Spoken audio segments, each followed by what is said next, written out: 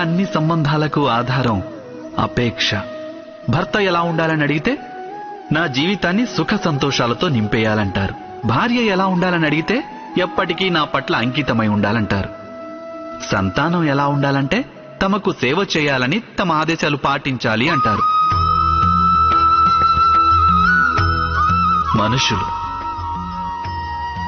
మనుషులు ఎవరిని బాగా ప్రేమిస్తారు అంటే తమ అపేక్షను పూర్తి చేసేవారిని. అయితే అపేక్షకు భంగం కలగడమూ మామూలే. ఎలా? ఎందుకంటే ఈ అపేక్ష మనుషుల మస్తిష్కంలో జన్మిస్తుంది. ఏ ఇతర వ్యక్తి వారి అపేక్షల గురించి తెలుసుకోలేకపోతాడు.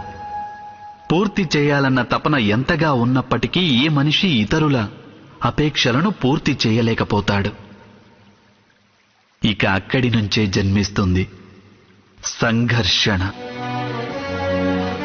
అన్ని సంబంధాలు సంఘర్షణ రూపంలోకి పరివర్తన చెందుతాయి. కానీ మనిషి సంబంధాల ఆధారంగా అపేక్షను ఏర్పరచుకోడు.